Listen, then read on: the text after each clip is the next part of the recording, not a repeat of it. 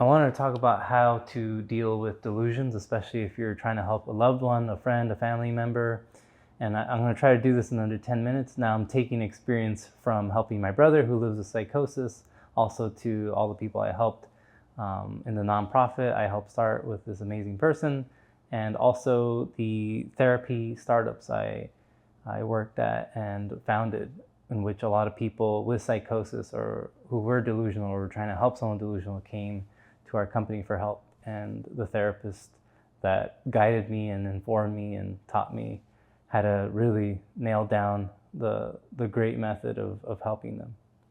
So the first thing you do not want to do is outright challenge someone who is delusional.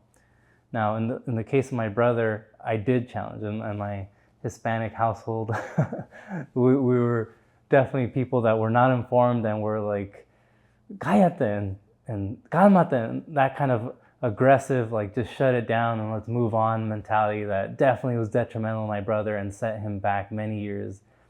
And if I could go back, I would totally not challenge him and say the dark, bad things I said to him, which range from like, you're crazy to you're dumb and you don't know what you're saying. And I know in these dark moments where, emotions are heightened and there's always threats or possibility of threats, I should say, it's easy to want to shut down someone who's struggling.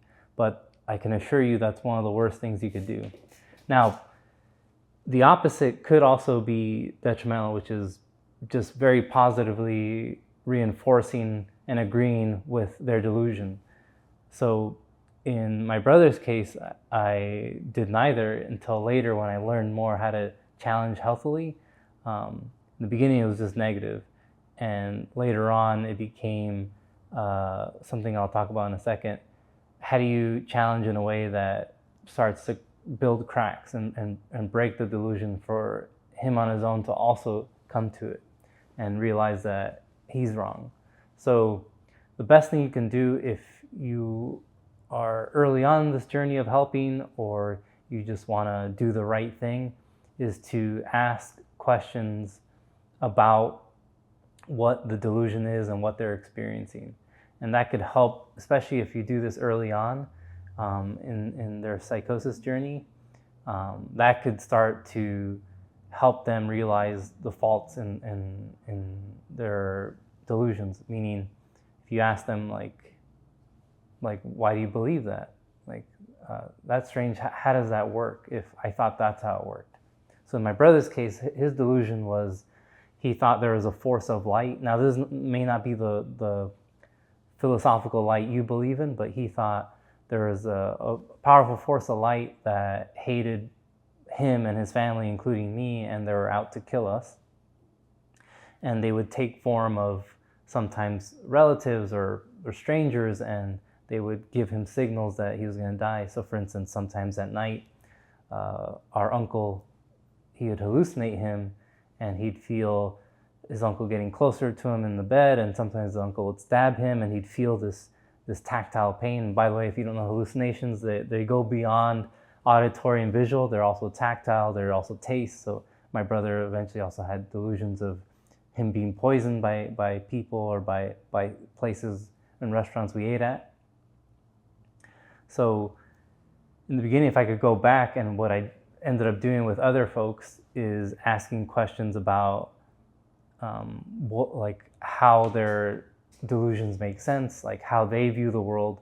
And eventually my goal became really understanding their world and empathizing with them. And I think you could ask questions as much as you want, but if you don't build questions towards a line of empathy where they feel it, that could also make things go sour or south. So the goal is breaking down the logic, but also understanding the world a bit better. So for me, it eventually became, how does this light work? What is the purpose? And then really drilling down, okay, they hate you, they think we're in darkness, we're people in darkness, so we have to die. But how does that make sense? Was everyone in our family in darkness then?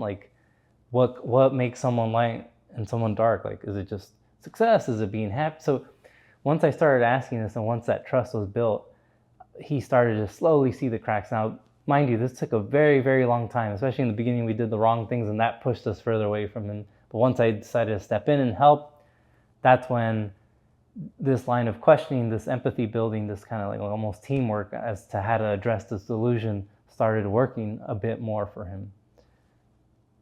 Now, once you have these steps in play, sometimes even then it won't be enough. And this is where it could get a little sticky. Some people with psychosis have anosognosia, which means they don't see themselves ever being someone who's living with a disorder or them being quote unquote sick. They believe what they have is a reality and that's it. Some people with psychosis have treatment-resistant psychosis or schizophrenia, meaning medication doesn't help their symptoms. So in these cases, sometimes that listening, the empathy building, the right line of questioning, it's not enough. And so you got to ask yourself, what do you do in that case? And really, this is where it doesn't get pretty if you actually want to be that caregiver, that good friend, because you have to put in the time, the learning to really know how to address it and challenge it in a healthy way. So in my case, how I challenged the initial delusions were, okay, like,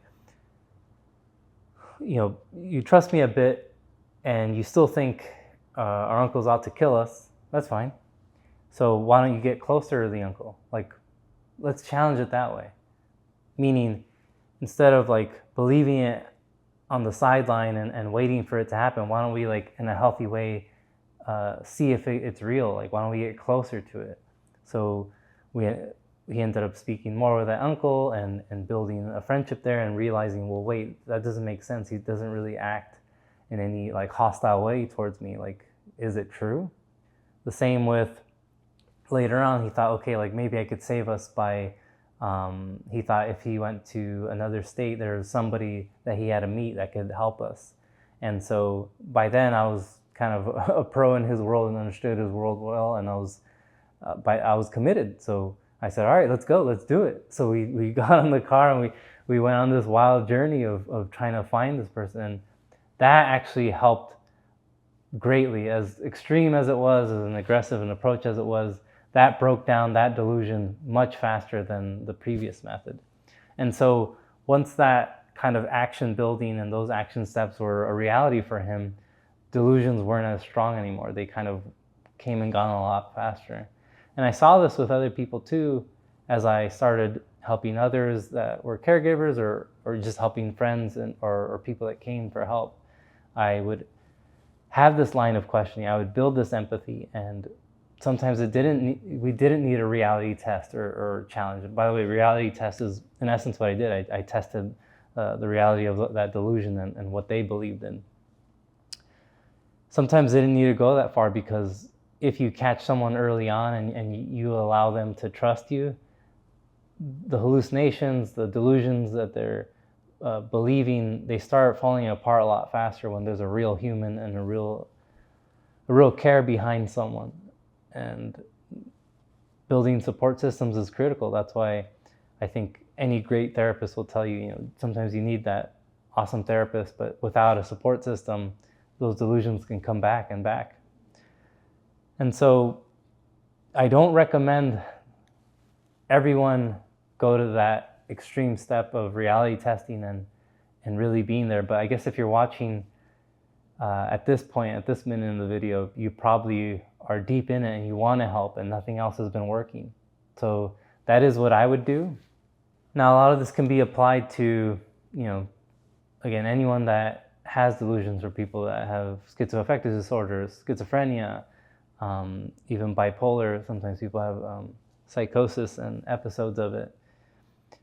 And I'd be careful about who you view as delusional. Now, like if you recently, a lot of people would call someone who voted for Trump or someone who voted for Kamala delusional.